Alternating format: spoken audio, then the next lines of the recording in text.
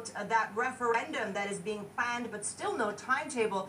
Thank you very much for joining us, sir. Can you tell us a little bit about how a referendum like this might take place and how quickly? Well, thank you for hosting me. Indeed, today the President of Kurdistan was in the parliament in order to discuss the mechanism and also to set up the date for a referendum. Today we are facing a new reality in Iraq, a reality that has created a state next to us.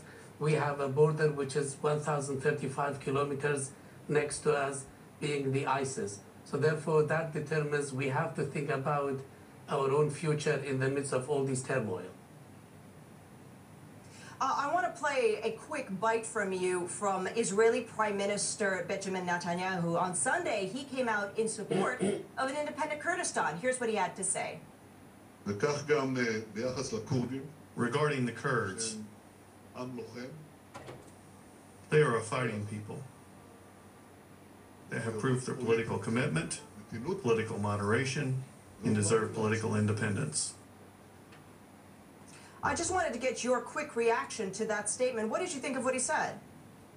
Well, this is the true definition of the history of the Kurdish people.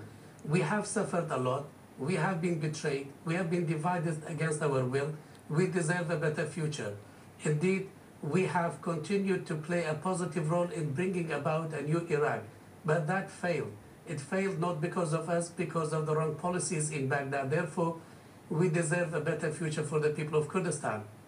Today, we are committed to a dual-track path that will be helping the political process in Iraq, because even if we go for independence, we still have to deal with Iraq as a neighbor. Therefore, the people of Kurdistan deserve a better future, and that could only come in through a referendum and to have independence for the people of Kurdistan. I want to ask you about what some analysts have been suggesting ever since we've seen this resurgence of violence across Iraq, saying that perhaps Iraq as we know it shouldn't exist anymore, that it should be split up into a Kurdistan North and perhaps even a Sunni-Shia divisions in the rest of the country. When you hear things like that, even with the desire for independence in Kurdistan, what's your reaction? Well, going back to history, Iraq is an artificial state. It was built on wrong foundation, a foundation that brought Sunnis, Shias and Kurds together. We were annexed to Iraq in order to keep that balance. But any coercive union will not survive.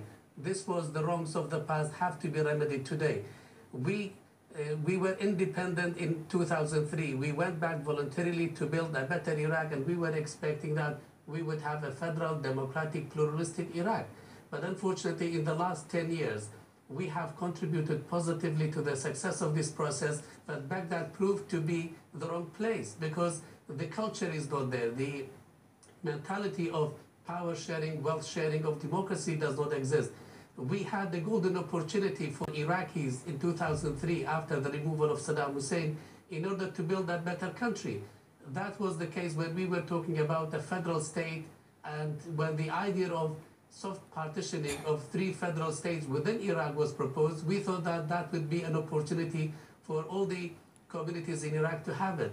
And the fact is, Iraq is binational, multi-ethnic and multi-religious society. We Kurds have to have a better future because we want to have our own rights. But unfortunately, we were not treated as equal partners in the process. So today, the new reality requires a new policy. A policy that we have to secure our own people, we have to defend our own people and to secure a better future for them.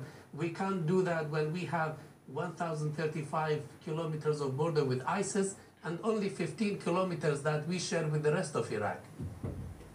Okay. Thank you very much for giving us insights into the new reality and the new policies needed. Thank you very much. That is Kurdish Foreign Minister Falah Mustafa Bakir. Well, we're going to move now to Europe. With a